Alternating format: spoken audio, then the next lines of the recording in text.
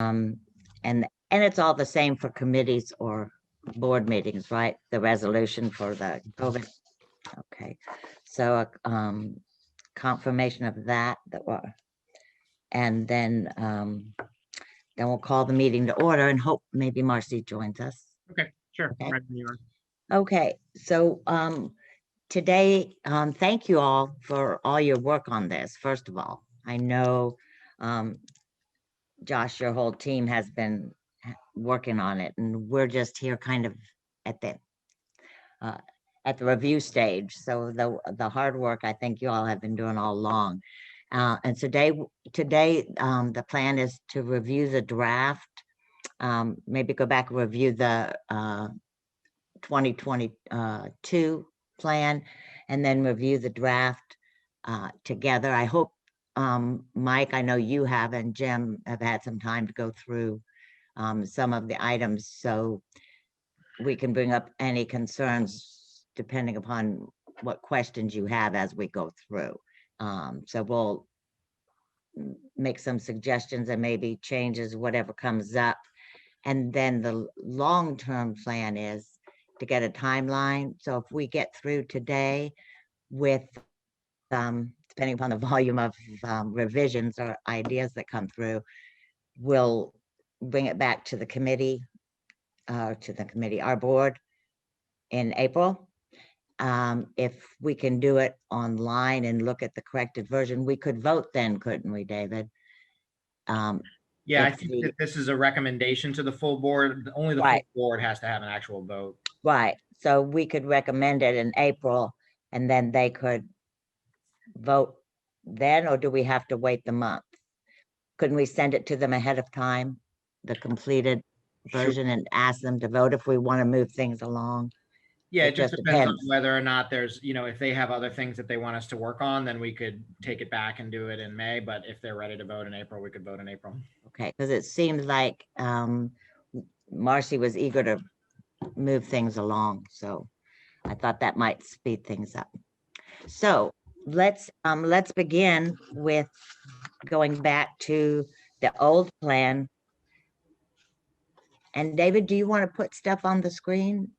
Sure. And so what so we could go through and yeah, and Josh is here and his team is here to answer questions, or James and Mike, do you want to go through line by line, or are you familiar enough to just point to things that are problematic to something you read before or something you would like to call attention to?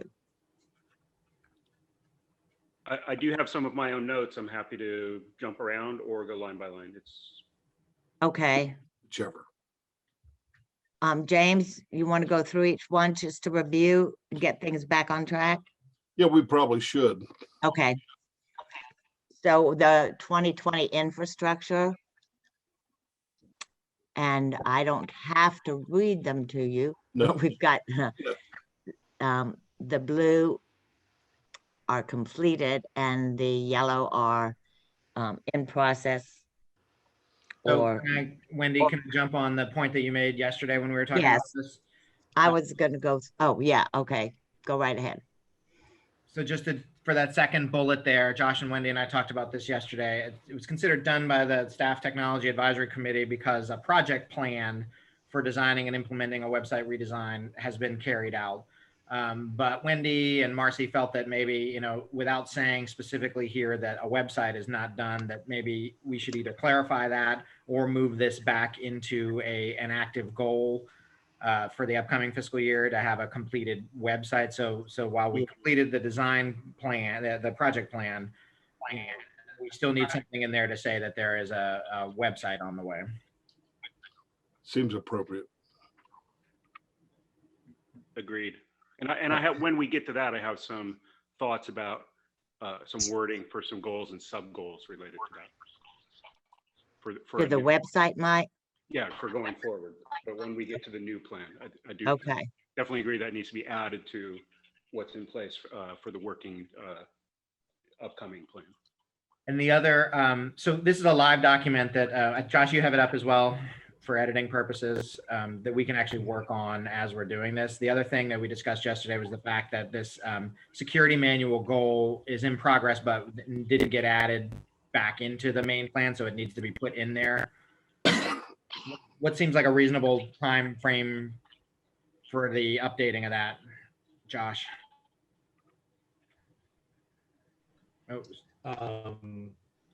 this year, the first year of the new plan. so the 22. Yes. 22, is that, okay.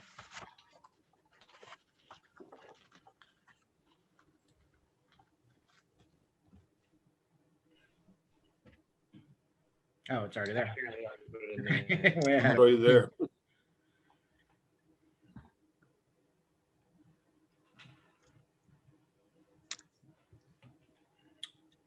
All right. Anything else, Josh, that you wanted to call out in fiscal year 20, maybe in this infrastructure section, or any questions from the committee? I'm happy to address any questions that you all had.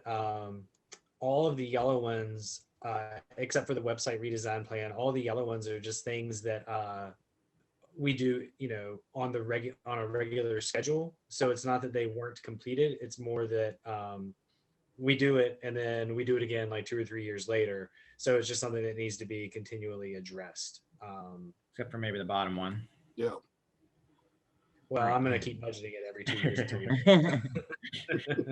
And as a reminder to the committee that we did, thanks to Stella and her team, when she had an opening, we now have a split position that makes up half of this goal. An employee that works half the time in one nav with Stella and then half the time under Josh's IT team. So I have a question here about the continual annual replacement of approximately 50 PCs per year while evaluating success and exploring other solutions. So generally speaking, there's a lot of, in these plans, there's a lot of evaluate this and assess that. And what work products come out of those, and how do we see those results of those evaluations or systems that got put into place? It's been my thought for 2 or 3 years now that these 50 PCs are, because it's, first of all, that they seem like we pay a very high cost for those relative to sort of market rates for basic PCs. This has always been I've always felt like there should be a better way than paying the cost that we do. I know we need to have a rotation of the hardware. So yeah, what can you tell me about what happened this year with this bullet point? So the two things is that ever since we got the new IT manager, David Oxford, who has been in the position coming up, well, relatively close to a year now, Oxford and I sat down and crunched the numbers, the financial numbers about the difference between doing this 50 to 60 PC purchase per year versus desktop virtualization. And that's in the new tech plan, is this idea of desktop virtualization. Oxford and I both are strong proponents of doing a virtualization system that will be both, it should be cheaper. From what we can tell, we're still crunching the numbers on that. And we'll have something to provide to David Plunkett and to the business manager about the actual purchase amount. It might be a slightly higher cost up front, but then going forward, it'll be cheaper. And it's really just doing a financial determination. What's cheaper and better. And the reality of doing if we were to maintain doing that 50 to 60 PC purchase per year, we're kind of locked in with those contracts, right? We have the 2 state contracts we can leverage, Dell and Gateway.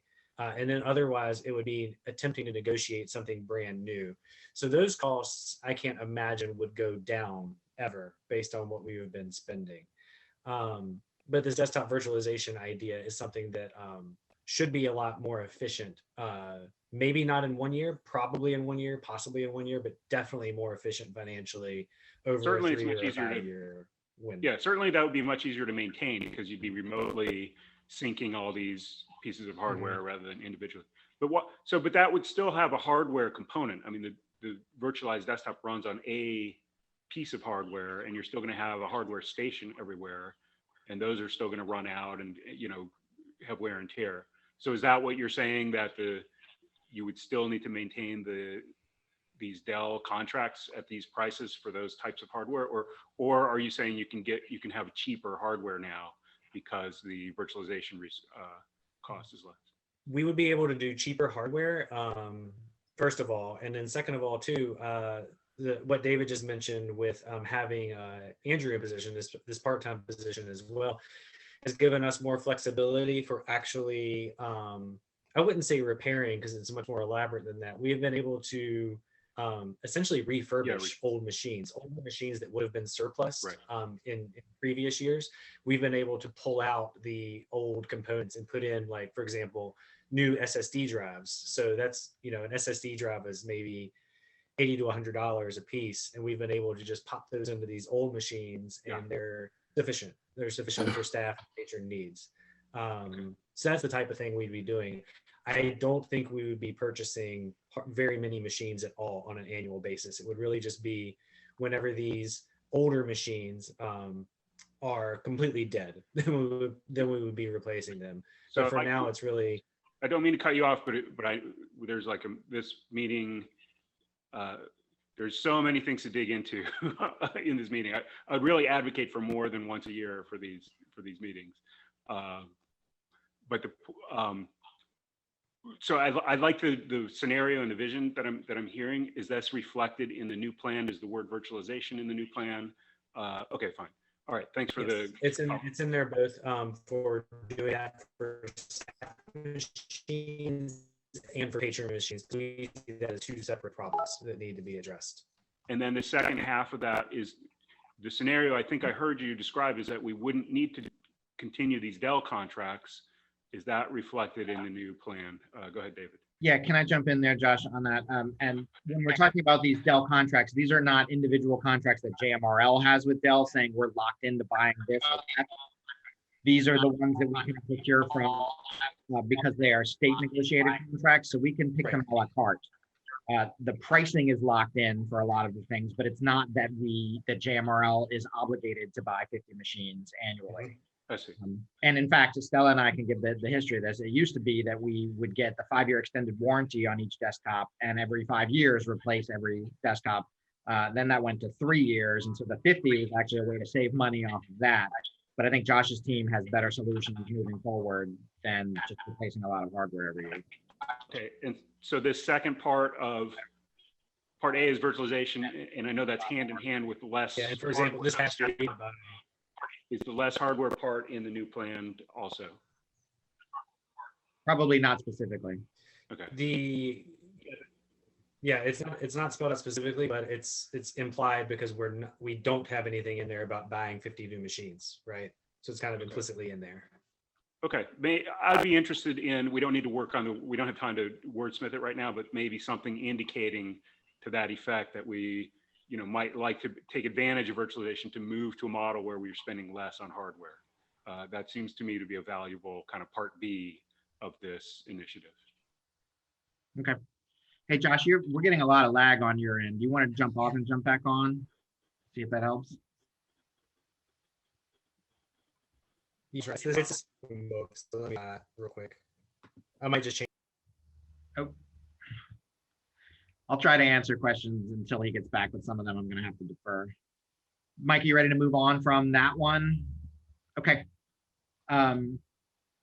Anything else in this section? No. How about the programming support or public resources for the fiscal year 20 in the current plan? I'm curious what happened with the Wi-Fi hotspot, and this is another kind of in the theme of we have evaluate and explore, but I don't know that I get much transparency on what the results or outcomes are. Again, I don't know if right now is the time to go into that, but I guess for almost all of these, it seems to me an internal work product must be generated. If we're supposed to evaluate something and explore it, somebody must have written at least created a spreadsheet. I think I'd be interested, at least as an internal resource, for an annotated and updated version of the tech plan as we go year by year, and then we'd have the ability to click on those links and see those products, and that might be able to do self-service as far as answering questions about, hey, what's going on? What? Yeah, I mean, we can talk about that. That's pretty in the weeds for the vision of this plan. You know, the way that I see it, at least, which is here's where we're letting the public know what the future of services are. And I know it crosses over sometimes into some very specific staff, tools that the staff will see, but the public will never see. I can speak to that Wi-Fi project a little bit. What's that? I can speak to that Wi-Fi project, the hotspot lending project. Sure. I'm just curious what the alternatives. Yeah, what did it mean to evaluate, and what were sort of the outcomes of the evaluation? Well, we can measure the circulation data for the hotspots that we did get and have added to over the years, and those are all on the Verizon network. And the reason that the Verizon network was chosen is because at the time it had the broadest footprint in our service area, so it got the most coverage throughout Charlottesville, Albemarle, Green, Louisa, and Nelson. But still not perfect. There are plenty of dead zones in that area where those hotspots don't work. So what Josh and the team did was to add some other provider hotspots to try and check those out and see whether or not they got better coverage there. In the end, the places that were dead zones for one tended to be dead zones for others. We are looking to add some on a second provider and make it very clear in the catalog that you're checking out one or the other. You're either using this network or that network. Moving forward. So the evaluation, I think, was just to determine whether or not we know that they're successful. They're always checked out. We monitor the data. We have statistics on the usage of data. They're limited per day, and we get every day. This one hit the cap, that one hit the cap, things like that. So they're heavily used. The question was whether or not we could supplement that with additional hotspots on a different network, and I believe that is in the plan for the next 3 years. And how do you feel that's working in terms of supply versus demand versus budget? It sounds like the demand might be higher than the supply. Yeah, it could be. Because we frequently had waiting lists for them, and then of course when the shutdown happened, the ones that were checked out remained checked out for a good long while, and folks were using those. I haven't checked the statistics on them recently, but that's something that we could put together some information if you're interested in hearing an update on that. We have added a large number of hotspots to meet that demand. I forget the exact number right now. I can look it up, but just in the past 2 years, we've more than doubled the number of hotspots circulating, and the hold list is gone. I know about 2 years ago, the hold list was somewhere in the neighborhood of 30 consistently, and now I haven't checked it in the past month, I don't think. But now it's consistently below 10. So that's a lot better. Great. I guess budget-wise, is that just, would you just consider that a materials budget and you're just reallocating the materials budget generally, or is this it's like an equipment type of budget? It's not the equipment that's so expensive there. They're not cheap, but it's the data that's very expensive on them. Right. But do we treat that as a material? I guess where I'm getting at is if it's a service that I support and I'd like to hear, and I want the demand to be met, and I want to understand the budget implications, and because as you're saying, that's the cost. I think that's the cost bottleneck probably is the data cost. I believe those are an operational cost, Mike, not an equipment cost. The data and data lines, we generally don't. I have to check with Jerry on data. And I remember at board meetings, we have had updates when the pilot program went in and how it was working. And I'm assuming that keeping track of it is just, again, one of those routine tasks that the committee does, or the tech department does. But also, I think some things for me are, I'm seeing a lot of things being a little bit on hold, or maybe a change, so that there's not in the advancement of all these things since COVID, because I know in our area, I tried hotspot, it didn't work. But in response to COVID, a lot of places had opted for, their own portable hotspots and giving, in our area, it's at the elementary schools and at the Food Lions and things like that. So that might also have a little bit to do with it in addition. So going forward, hopefully those will stay in shape and you'll get more accurate statistics on the use, at least out in the outlying areas, as you look at the different servers and look at the demand. That might fluctuate once COVID,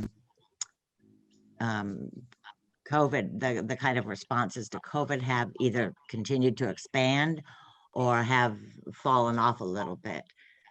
Because I do know that out in our rural district, they're not as effective countywide, but I do remember you updating on the pilot project and the use of them earlier on. So that's kind of easy information to get to or access, isn't it, Josh? Yeah, it Yeah. is. If I can pull that information pretty quickly. Yeah, if Mike wanted to look through that. Mike, did you have anything else in that No, section? that's it. Thank you. Mhm. Thanks for the updates. James, I'm sorry, I didn't. I'm fine. You good? That's fine. Now to the 2021 infrastructure. Mhm. Okay, I'm looking to see what we talked about. Oh, I know you might, Josh, when we were talking about the very first one, formally and permanently establishing the digital library branch, you said you kind of envisioned that going hand in hand with the website yesterday when we talked, which made it more understandable to me anyway. So that was the one thing that we had a question on. And the other, I did get on the other note, when I looked through for Marcy, she was wondering, her question was, I wrote down API and I had that on my list, but her question was about why are they pushing or the staff to do this quickly? And I didn't really know what she meant. So I was wondering, when we talked about it yesterday, the time frame for it is just as you're developing them and the need increases. Is that correct, or am I misunderstanding it? I'm sorry, it was the last, the new workflow solutions. I think that's what she was referring to. About the API. The API. I'm losing. Yeah, we're not really forcing staff to do it. Yeah, this is more a I'm losing. Sorry that for my lag. I'm booting up my other computer to try to resolve that right now. The API thing is something that was already largely being implemented 2 to 3 years ago between myself, the collections department, and the digital services coordinator. And really, this was something that when we wrote this original plan, we were just kind of dabbling in it. It was something that a lot of other libraries are doing and a lot of other businesses are doing. And we recognize the need that this is something JMRL needs to leverage to do things more effectively. And so that's what's allowed, for example, Catherine to build the brand new catalog, right? That is a 100% API driven tool. And that's what's allowed, for example, Zach to build the staff leave, well, not the staff leave, yeah, the staff leave reporter uses it, but also like the pick list tool that we use internally with staff. So that's 2 examples, one that's patron facing, one that's staff facing, of using those APIs. It is definitely not something that we expect even really but a fraction of JMRL employees to fully understand how it works, because it is coding, right? And we don't expect every single staff member to learn to code, but it's definitely tools that code and something usable for the staff and public as well. And they're generated by the needs that you see as you're working. I mean, right? Making things more efficient or a more purposeful use either by the public or or the staff. So maybe there was just some confusion there. I think to piggyback on Josh's point there, staff and the majority of staff and all of the public will never see or be, Right. there's nothing that's going to pop up to say, this is an API. They're just going to see a seamless new integrated way to view their data or to interact with their data. So like, for example, now when you go to the catalog and you log in, Josh gave this example, just to view your list of books, it will also have your Overdrive books. That's using an API which connects those two databases. So it's not that frontline staff are going to be asked to have anything to do with this. It's just going to be that they're going to interact with it. They will be able to suggest things. Like we have always used kind of out of the box products for our catalog and our databases. And staff had always said, oh, I wish we could do this. I wish that this out of the box product would do X, Y, or Z. And now with an API, there's the chance that we can actually make that happen. Whereas before we were relying on, the vendor to make it happen, and they weren't necessarily that responsive. Right. And so I will relay and talk to her anyway. Maybe I think there was some misunderstanding of application. So that was one item. And again, the hotspot service vendors, you've already explained that. That was the other notes that I had. Mike, did you have anything in this area? On this page, the example of the digital library branch is one of, a couple things that we have with the double asterisks to move forward or carry forward. Mm-hmm. But skimming it, I don't see that in the draft plans. Have all the double asterisks been cut and paste forward, or how do we deal with the double asterisks? I think yesterday when we discussed it, and Josh was saying he saw their role from the tech side as the planning and preparation, the actual plan for the website folded in with the digital library branch and having a digital library manager or that person. So I think they're going to address that, Mike, and put it forward so that, am I right, Josh? That both those items will just be moved forward to the as they need to be, so that they'll have those with more explicit definition, which you said you were going to contribute to, Mike. So when we put the I'm sorry I was not clear. So when we go back and put the web page and goal back in, we also address this. Yeah, everything that has that double asterisk in yellow should be in the proposed new plan. If it's not, that's an oversight and we'll get it moved up. Yeah, and I think it was also the wording, because we brought that up yesterday. So I'm sorry, I should have mentioned that he was going to put, I have a note that Josh is going to address both of those. Mike, I'm sorry. That wasn't clear. Anything else, Mike? Keep going. I do agree that the general question David just answered, which is everything that's a double asterisk should have been carried forward. I think this might be an example where that didn't happen for whatever reason, at least with explicit wording.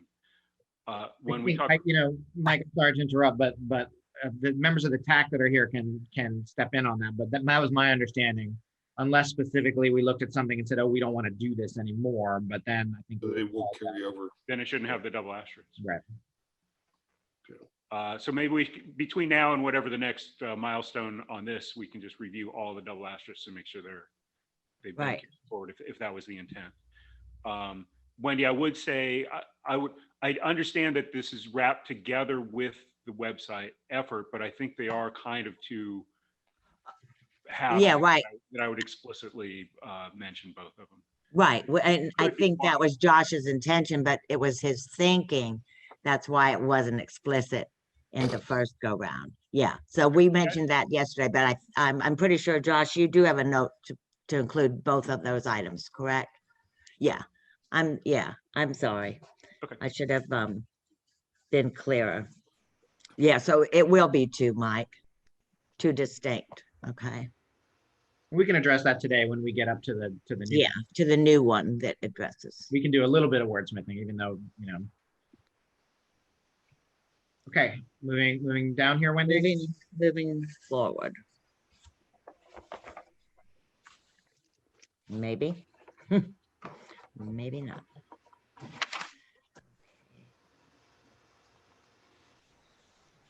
So here's the tail end of that, Right. the current plan. So I think my last question on the current plan is on this page, which is the bullet point that's marked as complete. Develop and offer a forum for the public Right. to request and suggest enhancements to the library's technology offerings. Is that just referring to the form that's behind the pop-up on the beta website, or is this something more? Yeah, tell me a little bit about what this forum that's been developed is. I don't think it was just one, but that's the same question I asked yesterday, and Josh was answered, and I'll let him say it again, that there were different responses. And I was assuming it was our survey, that would be only one part of it. Josh, you want to talk about how they when the testing of the website and the others?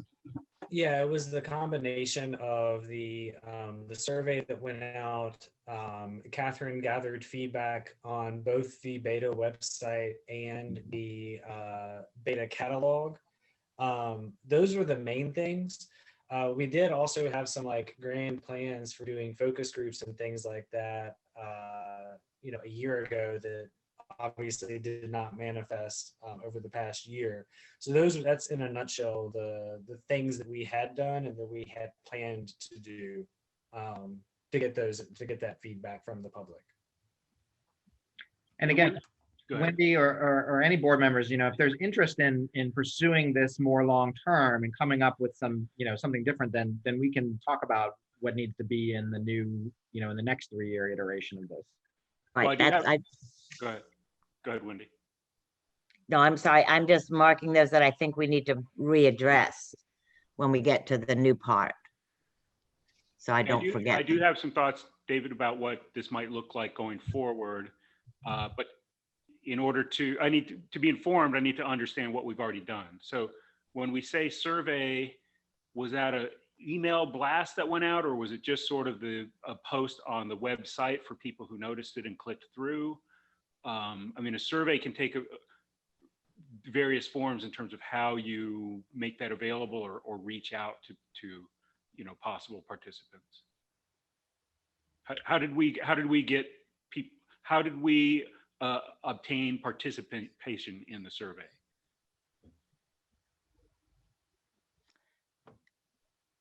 John? I don't remember. I'm talking about the one that went out. Sorry. Talking about the one that went out to the board.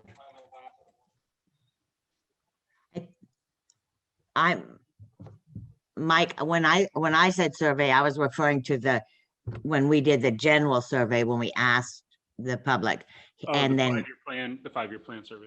Yes, and then and Josh was talking about when they were testing the beta service and asking for feedback on that and specifics. So and so I guess my question is, what form did asking for feedback take? It was all web-based this past fall and winter, Mike, because we couldn't get any in-person groups together. Right. So I believe at the time it was the posting on both the beta website and the current website, the regular website, and the previous website, and then also a small bit of targeted. We sent it out to like the Friends of the Library and a few other groups to have them look at it and give feedback from just a user perspective, basically, and collected that data. And then Catherine left it up for a while on both sites, like after we kind of pushed out to say, hey, does anybody have any feedback here? But right, like we were severely hampered by the pandemic at that point. Yeah, of course. So, but then just again, in assessing how far we got with that, approximately how many responses did we, obtain or tabulate? I would say it's not overwhelming. Okay. That's how I'd categorize. I won't pin you down any further. No, I mean, I don't know offhand, but I don't think it was in the hundreds. Okay, Right. So I guess I could pin you down by asking, do you think this has been accomplished in a meaningful way to date? Well, I think that the heavy users of the website at the time were the target audience for that, and they all had a chance to participate. Do I think that that means that we should not, reevaluate that? And obviously, we're going to have a lot of changes coming up when it comes to the digital services coordinator's position. So do we want to have something permanent to allow for this? I'd be in favor of that as well. And then do we want to have a more targeted approach once we have, somebody else behind the wheel there? I think that it has been accomplished as it was set out, but that doesn't mean that it shouldn't be continued. Okay. I mean, when it says forum, that to me, I would interpret that as meaning a permanent type of facility. But we can talk about whether, of course, it's sort of moot in terms of either we want to have, starting now going forward, either we do or don't, think it's a priority to have a permanent forum. So yeah, we can revisit. I would like to see a bullet point along these lines in the new plan, and exactly what form that'll take, we can discuss. I guess. That sounds good. Thank you. I made a comment, some version of this moving forward. Anything else? Fiscal year 22. Hey, real quick interruption. David, can you make me my attendee that's got my name as Oh, the sorry. panelist so I can Yeah, actually sorry. speak using the computer? Okay, I have to stop share really quick, everybody.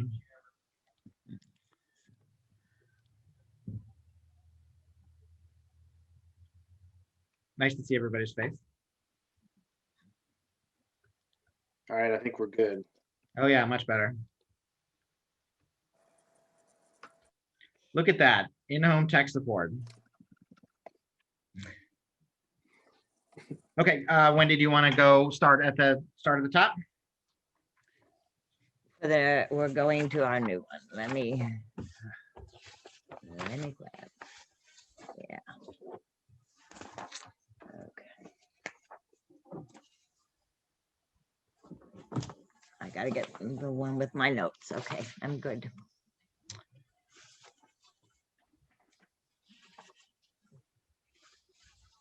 Okay, you're already there for me. Thank you. And the first one, and once again, when everything, if it's explore, and we talked about the virtualization solution, the next step, Josh, after his exploration, is the implementation, right? So we'll look forward to that on the next few. But I think Josh explained at the beginning of this meeting the efficiency of the virtualization solution. So, and the next, are there any questions on that? We'll just go through kind of quickly. Well, I would say, to take Mike's point from earlier, the flip side of that, there's a question about hardware, right? And Josh said we addressed it by not putting, we're going to buy 50 machines every year in here, but then we could explicitly say that we would, that we can complete that cost analysis that Josh and David were working on. And that has to be noted, or that's just understood? I would think that we would add something. Josh, does that sound right? That we could add something here that addresses the hardware side, the flip side of that coin, which is that if we're going to a more virtual setup, then it would not change the. Yeah, that's fine. And the other, acquiring and deploying staff laptops, what's the difference between a formal process and what you're doing now? So what we had been doing in the past was whenever a staff member who needed a laptop or could use a laptop, be it a branch manager or someone like myself who kind of bounces around between a lot of different branches, it was kind of done on an as needed basis. And we always budgeted for between 3 and 5 laptops per year. It was nothing really formalized. There was nobody who we explicitly said this staff member needs a laptop, must have a laptop. But now it's become quite clear in the past year, we have a lot more people who need laptops. we learned that immediately that yeah, we had a pretty significant technological shortfall with that. So that's something that David Oxford and I would like to do this coming year, is develop some sort of a needs assessment process to see, okay, which staff needs laptops, which staff doesn't necessarily need laptops, and then budget for those. The other key word in there, deploying, because we purchase laptops so infrequently, the IT staff never really established their own formal deployment process, right? So it was kind of like every single individual laptop that came in was almost like starting from scratch.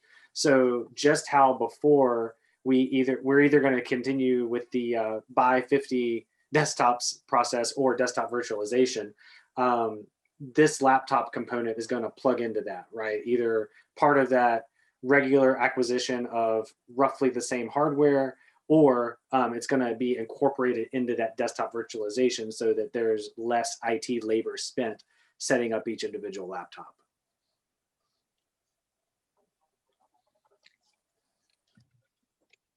David, just a side note on this probably creates a need for some employee handbook or policy, some documentation of expectations that the staff should have about, what are the boundaries of and expectations of use of these laptops. I'm making a note for tomorrow's meeting.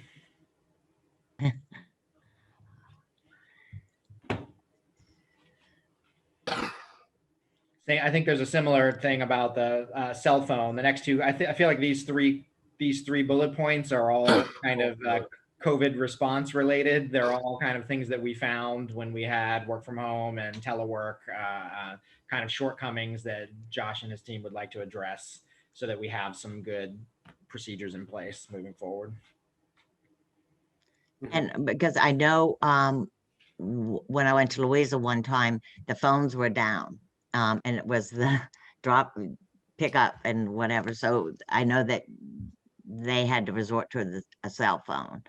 And that just made sense because so many, they had to get.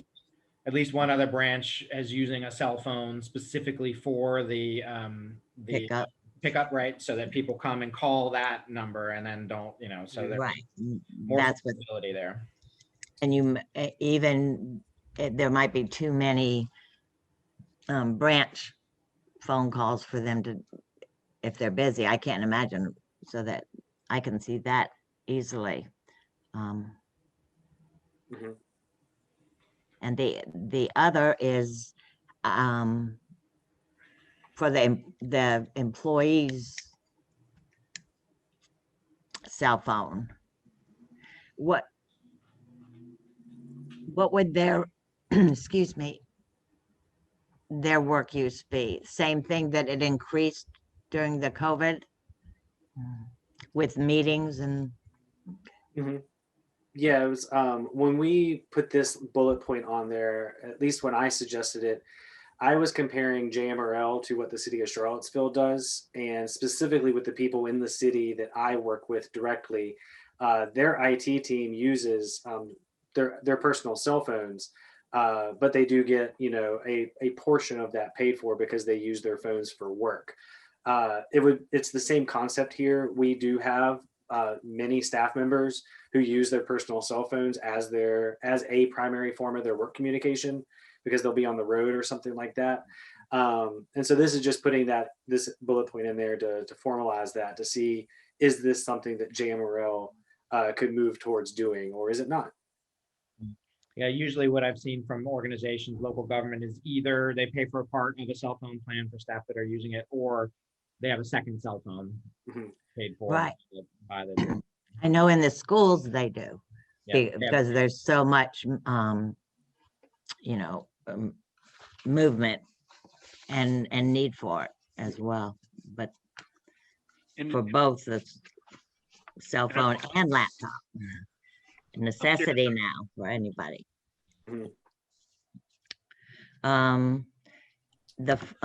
Moving down to the next one, I'm sorry, is the Foia requirements. We talked about that, and that's just coming up with a different way of providing that training, correct? By going Also, if we're using personal cell phones, staff should be aware of what is FOIA eligible and what isn't. Ah, Yeah, where the line is. Yes. ah, that's true. Are the cell phones, and I apologize if you sort of mentioned this, or is it more for support type of roles like the IT scenario that Josh mentioned, or is it also for work from home type of, or work remotely for frontline librarians, interfacing with patrons? The logic was really three different things. It was to support work from home, so that let's say a reference staff member is working from home. This then allows them to better communicate with patrons with reference questions and things like that. It's also those roving staff members, right? Like the IT staff as they're traveling in the van and things like that. It has much easier for them to communicate. And it's also, this does connect to a later point that we'll get into, the one about the Cisco phone system. We have this grand plan, this vision of what a new phone system is going to look like at JMRL. And this would allow, as a kind of a backup system, using cell phones as a parallel backup, an affordable backup system for each branch, so that we won't ever have what happened with Louisa a couple of times over the summer. So that's where I'm seeing it, or at least where the committee was seeing it. Thanks. Yeah, that was a useful, the reference staff at home, working from home is, I was curious, that's the example I was curious about. So, yeah, and it'll give flexibility too. I know we've had a few staff members in the past couple of years, for example, on maternity leave, or needing that childcare flexibility. It does allow for that, for much easier support of that as well. Yeah, they can more easily work from home in situations like that. I do think from the last year, just customer expectations are going to be a little bit different, where if there's a dog barking in the background, that won't be, super unprofessional. Whereas, 2 years ago, maybe that would be kind of, so. I think the next two, Wendy, are kind of a piece as well. They are about staff training, and then staff expectations. The job competencies are part of the evaluation system that JMRL uses. So it's basically for JMRL to beef up the requirements and get more specific in job competencies about what the expectations are about comfort level with JMRL's technology. And then also to train, they're of a piece, basically. You ask somebody to know how to do something, you also have to train on how to do that. And explain. And the next is self-explanatory. We're very excited about this. We're piloting something soon.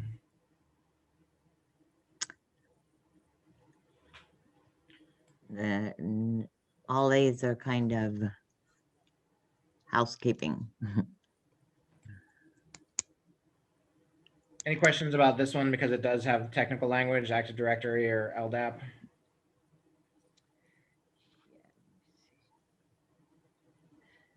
And I think I asked you yesterday what was the current one. So you're just looking for the an improved.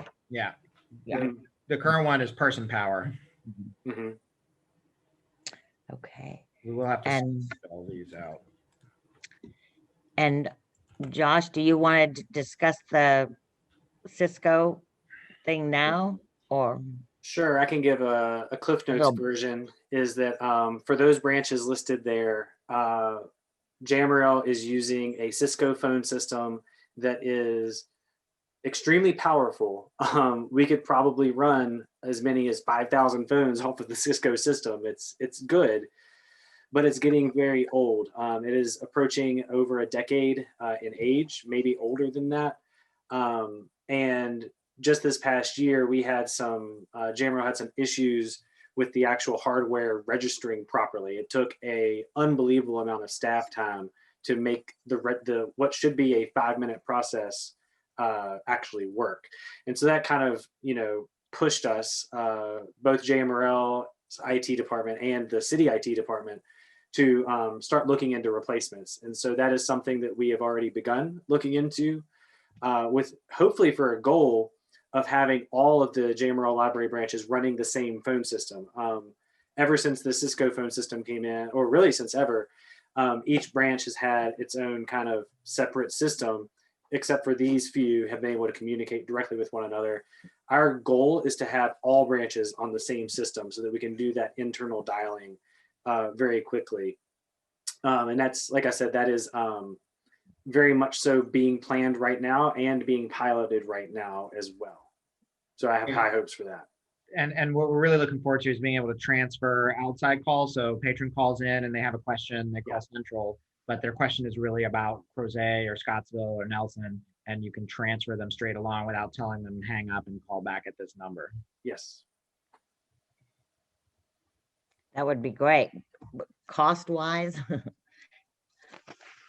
is it? And cost wise, it's going to be cheaper. That's the other thing.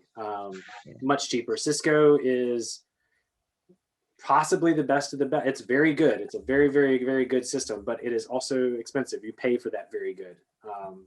So what we're looking into as an alternative is definitely much more affordable. The call manager that we're using now was bought as part of the construction costs for the Crozet library. So that's how old it went in when the new Crozet opened. And, Oh, great. Great. And then next two are related to current systems and procedures. So that's ongoing, self-explanatory, and one is going back to the tech liaison that was in the earlier plan. Moving to program support. And as I'm looking through, these are needs for acquisitions or work or exploring things that are related, very job related and specific to just moving forward as in the library with staff and programs. I didn't see anything unusual.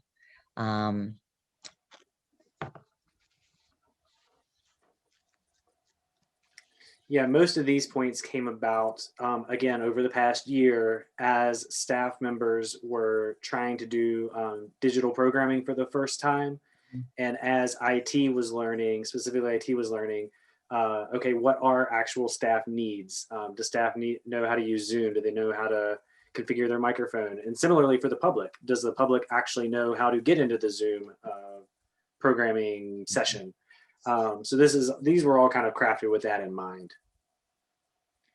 Okay, and you did address the virtualization, so that's also in here, exploring that. I'm just looking to see something that we talked about. Oh, and Mike, here the hotspots that you mentioned earlier come up again here in 22, again with evaluate and explore other service providers. I'm jumping back. Did we need to add anything to that? I guess it's just kind of an ongoing Right. effort, I think. so I don't see anything, Josh, specifically. We get into the digital branch later, which is a bit, I think, assuming that we have a completed website at that point. Did we want to address that specifically here as a way to kind of, demark between those two things? One, there's a new website, and then two, there's so where would that be public programming? I would assume that would be public resources. I would consider a website a public resource. And we can put something in 22.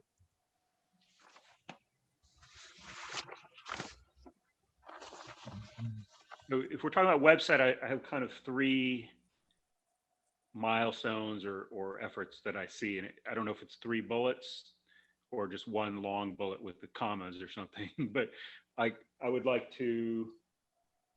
suggest something along the lines of complete the website redesign. I would like to see something about a proactive effort to gather feedback. And then, of course, the ultimate is launch the completed website. What's the difference between a completed website and launching a website, just for clarity? Well, first of all, redesign I'm using as sort of a little bit of wiggle room towards is what the beta. Obviously, what's in the beta is not the very final thing, because otherwise it would be launched. So it's whatever. Complete website design just means finish whatever tweaks that need to happen. I think that would not necessarily, David, be followed by the effort. It would go kind of hand in hand with collecting feedback. And then launch means, hey, we're done and it's actually live. So I mean, clearly we didn't get to that. That's when you can say you're done, I think, is when it's live. So that's just what I mean by the word launch. But David, I would like to see the proactive, word in there, because I think I would definitely advocate for something a little more than we're putting and I know you said you reached out to a few targeted groups, but I'm thinking more along the lines of, we've got newsletters that go out to everyone. We've got bookmarks that can be picked up by every patron who shows up. Sure. That by proactive, I mean we would do a little bit more to try and connect with the potential users, rather than letting them come to us. Right, a I little would more. just point out that we did do all that, and I'm still open to any suggestions you have beyond that. Okay. Things went out, and all the things Jesse Lane sends out, there's material in there. There were, whenever we had patrons in the building, there were flyers and things like that all over the place at the circulation desks. So any other ideas to make this more proactive, we're open to it. But I feel like we have pretty much done all that we could, short of gathering people in person. Yeah, and that's the thing, is that because we have a new digital services coordinator coming on, assuming that, like Josh has said all along, that at this point, or not all along, recently, that we're about 95% done with the site, but we're going to give it over to somebody with new eyes to work on it. And at that point, since it's been a while since we have been shut down, we might have to revisit some of the earlier strategies that we used, just because people's memories are short. Yeah, but I'll also say, Josh, I really liked when you said there was a kind of a goal to get down to do some user story or user interactive, where you kind of follow through. My understanding from talking to and taking some classes where there was that described this sort of this product. It's really a product development or product management issue, but is sitting down with, one thing that's important is sitting down with the user and just looking over their shoulder and seeing what they do, because they do all sorts of stuff that you would never imagine. They're going to assume that something that you think is clickable and obvious is be something that they just might not notice, and vice versa. They're going to type in a field some things that you wouldn't have thought, just because people start with different they have a completely different context, so it's hard to get out of your own context as a sort of the implementer developer. So I'd like to leave a little bit open within this sort of bullet point for that sort of effort to happen. And I liked when I heard that's something that you had wanted to do at one point. And then I'd also like to see a little bit of A/B type of stuff. So again, I've been paid to be a technology product manager in the past and develop features and collect user feedback. And one thing that's pretty clear in my mind, if you just show somebody something, they don't have the skill to tell you what's wrong with it. It's much better if you can do some A/B type of thing. You show them, well, do you like part A or part B? And then they'll say part B.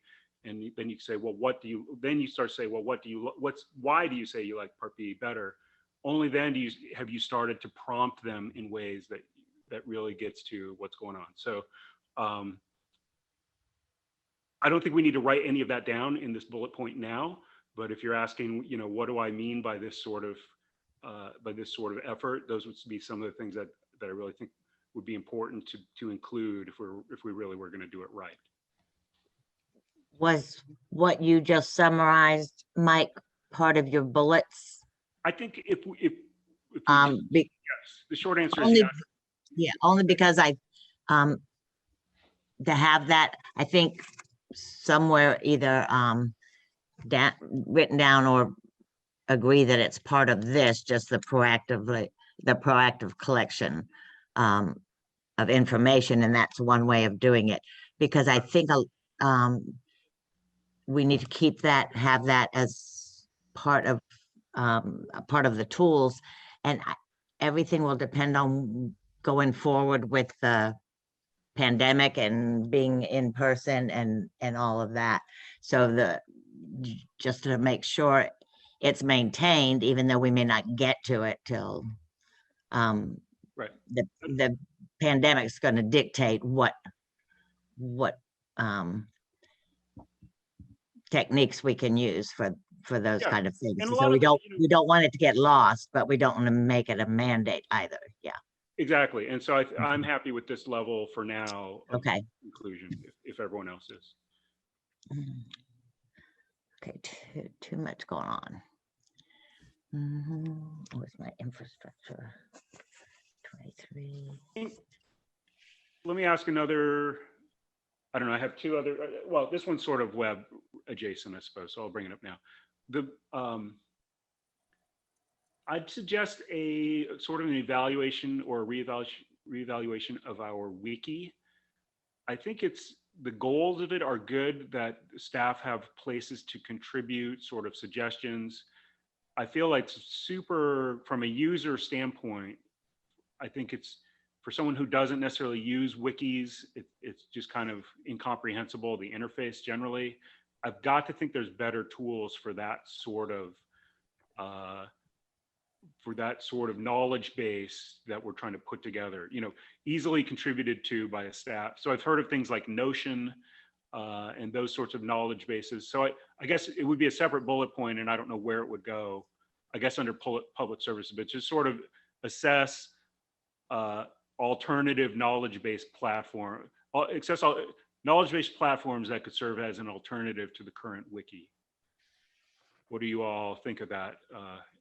Anyone who's used the wiki? I mean, I think our wiki has been on the chopping block for a long time. Yeah. Every time there's a server move, I know Josh and Catherine could probably speak to the difficulties in moving that wiki, which is its own software along with the rest of it. So I don't think it gets the use that it used to. So I think it's perfectly fine in the next few years that we would take a look at it and see if there's a better solution out there. What we like about it is that staff can kind of upload.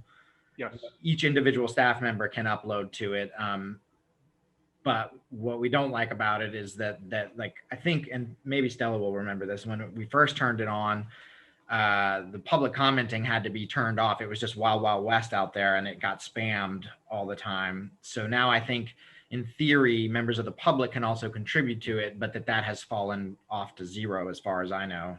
Josh, anything to add on the wiki?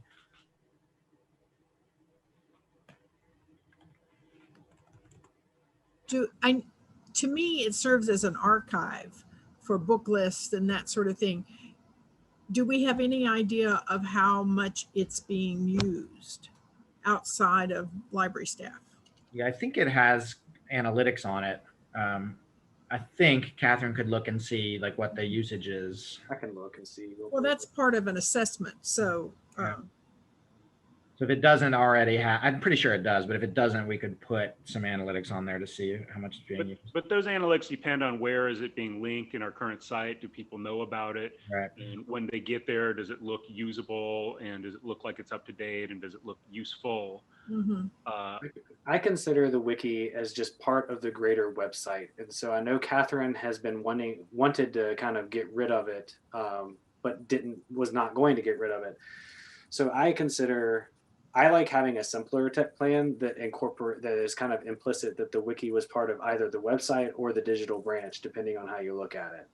But we can spell it out if we really need to spell it out. That's fine. I think it's a good point that it is part of the digital branch as we see it. It'd be one of the electronic offerings, one of the digital resources that JMRL, would that our digital branch was made up of these databases and it's this other content to be one of those Rolling things. resources, yeah. Yeah, the online resources. But I also don't mind, yeah, we can put something specific in there as a reminder to ourselves that this was one that the board tech committee was interested in. Mike, you said you had another thing as well? Well, this isn't even website, but sure. Somewhere, so it's my understanding that there are new internet services popping online. So one is called Starlink, which I think gives you I think it's Elon Musk, and I think gives you a much higher bandwidth that's satellite based, and the coverage is creeping northward and northward. We're not quite in the zone yet, but I would like that to be on our radar for things like the remote, or even we've talked about in the past having adding a hotspot to the bookmobile. And if this Starlink service was really fast and it was, if we had coverage, that could be a good infrastructure that could fill an infrastructure hole that the underlying services haven't been available yet. So that's part A. Part B, I've heard of something called Firefly Fiber that's coming to Nelson and Louisa. So I'd like to, obviously, I don't know what service we have right now, but I don't imagine it's as good as what we have in the inner. We have Firefly. Yeah, we have Firefly. Oh, okay. All right. Well, check it off already. All right. Thank you. So, but I'd like to make sure we're on top of, at all. I think these underlying services are getting better and better, and I'd like to make sure that we're constantly, taking advantage of whatever the best thing is. Yeah, So, as part of just the general annual contract renewal process for internet service and for the hotspot service, part of that just implicitly is seeing what else is out there. And so for Nelson, the contract was up. I forget exactly how long ago that was, maybe 6 months ago. And that was just a general, myself and David Oxford working together to see what's available, what has changed in the past year or 6 months in Nelson, and discovering that Firefly was there. So that's one example. And yes, like Starlink, we're always up on what's happening in the broader world of, connectivity, digital technologies. So there might be a day where Starlink becomes a thing that replaces hotspots, right? That replaces mobile data. Because we do have the hotspot on the bookmobile right now, and it does get decent use. It doesn't get as much use as perhaps I thought it would, but it does get decent use at the moment. But yes, so we could put that in there as a bullet if we wanted to, or we could just kind of keep it as implicit. okay, I'm satisfied with that. Yeah, I just want to make sure that's on everybody's radar. Yeah, That's great. I'm interested 2 steps ahead. well, this is really in the weeds, but you can get these devices. What are they called, Josh? That for these mobile, like the buses in San Francisco have them that aggregate different cell providers. And I was talking with somebody at the county, Cradle Point. They broadcast a cell signal based on which SIM card is in them, and you can kind of swap them out based on what the connectivity is at any given area. Yeah, we have the ability to do that with the thing that is currently on the bookmobile, but we haven't bothered to do it because Verizon covers everything T-Mobile covers where the bookmobile goes, so it would be pointless, and it would be way more expensive. Hopefully, we'll get some more competition there in the years to come and make that worthwhile. Oh. Okay. Where'd we jump from? Are there any thoughts or questions about any of the fiscal year 23? We were kind of in the infrastructure section there. So some of it is implementing what we're looking at next year.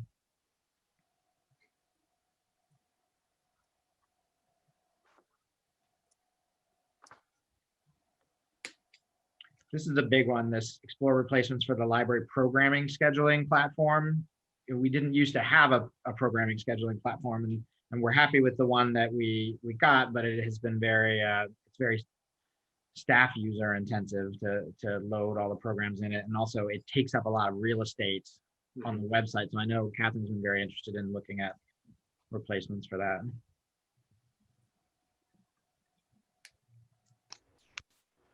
Josh, you want to talk a bit about Unity? Yeah, this was a specific request from some reference staff at Northside. Unity is a open source 3D modeling tool, basically, that is primarily used for video games. It's very, very good at very easily making two-dimensional and three-dimensional space that you can move around in, and you can, you know, set physics and do all kinds of things with it.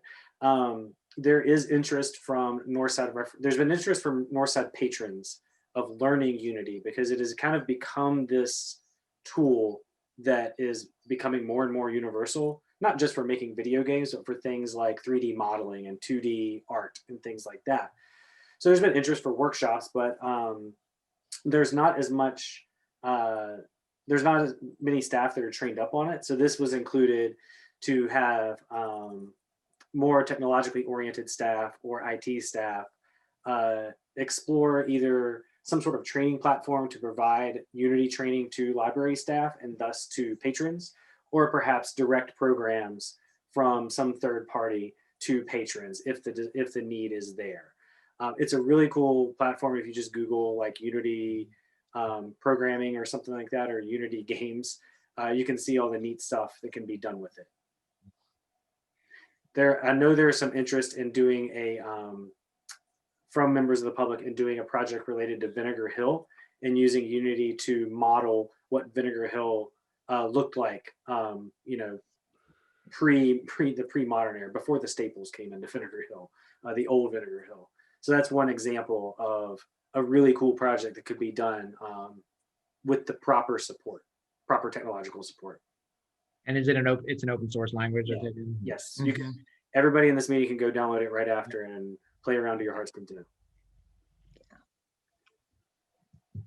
So when in 24, when it says implement system-wide Unity subscription and programming, so it's clear now what programming means. What does the subscription part of that mean?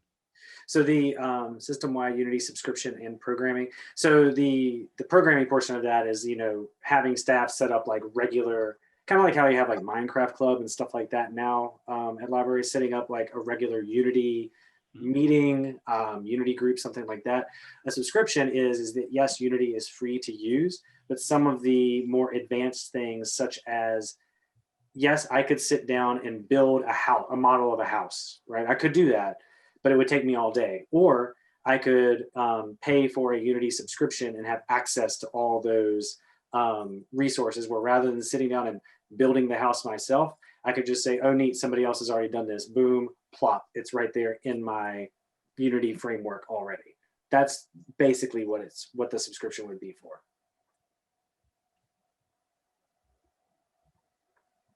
And that's assuming that there is a genuine long-term public desire for such programming. And Northside staff, from our meetings, Northside staff seems to think that is there, at least within their library.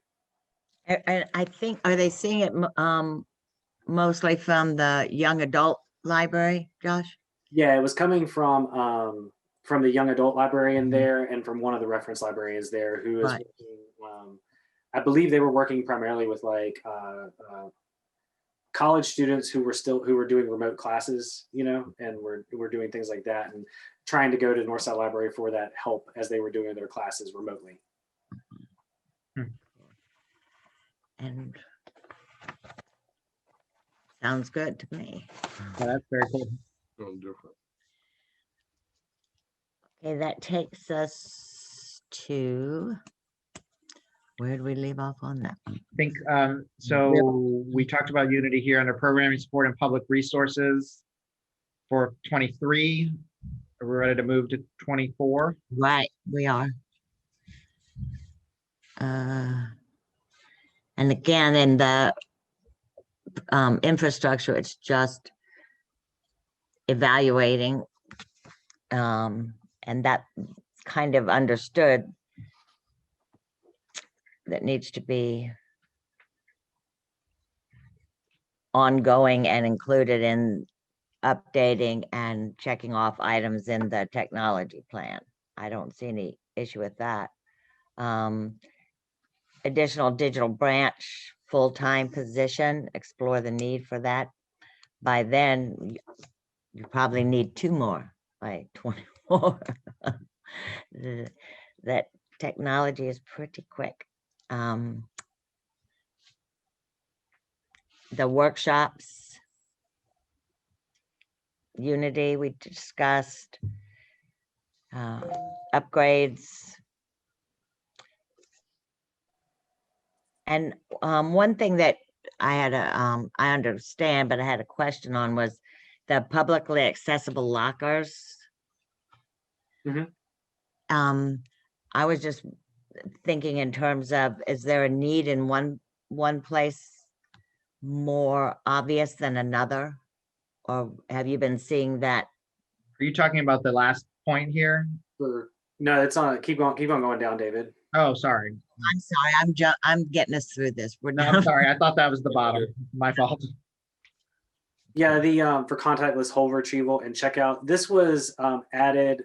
Any branch could use it, of course, but this was added more with our branches that might have truncated hours on the weekends or shorter hour or kind of hours where they might open later than some branches or close earlier than other branches, like during weekdays. Specifically, that's typically the smaller or the more rural branches that have those hours.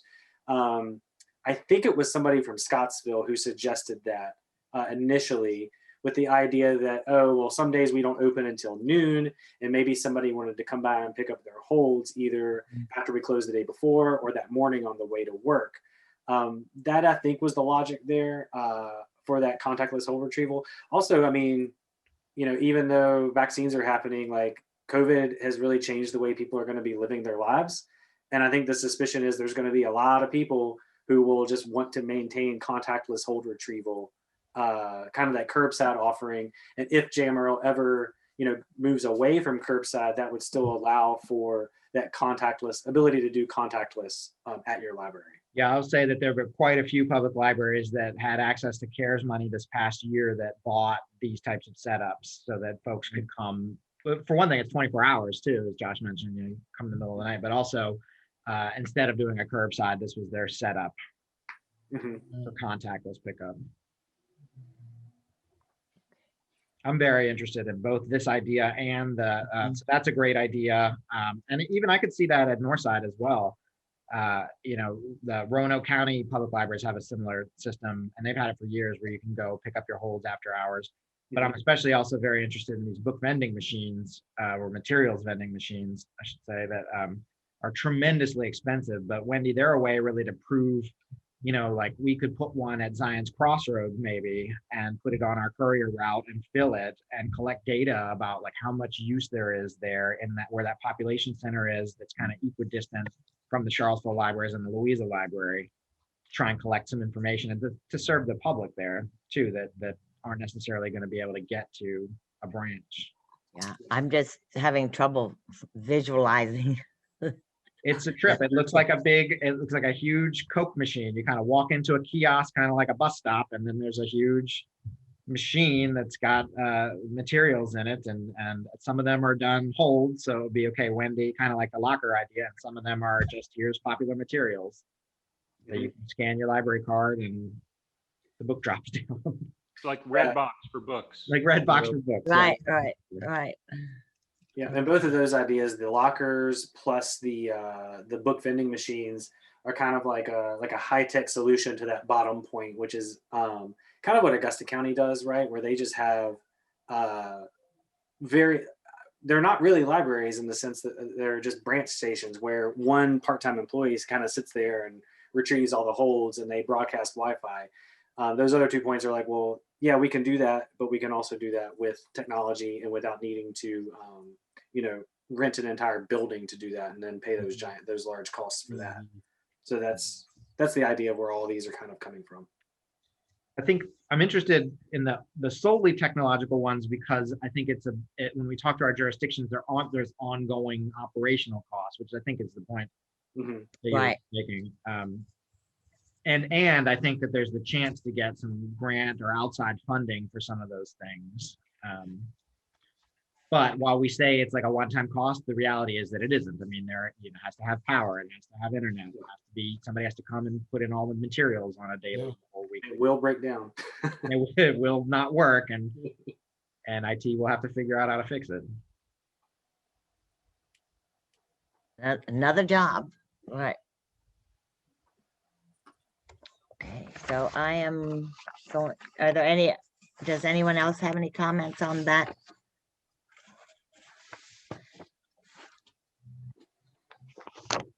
So Wendy, how about we propose that that we take this back to staff. We clean up some of the edits that are made today. We make sure that all the double star items from the old plan are in here. We do a little wordsmithing as we see fit, and then send it back around to this group to look over electronically, and then decide as a group whether or not we should meet again, or whether we're ready to have some sort of electronic decision making. That sounds good. Did we miss anything that needs attention, Mike or James? Thank you Then for did- fielding all the detailed questions. We got them. And Stella, anything? No, I'm fine.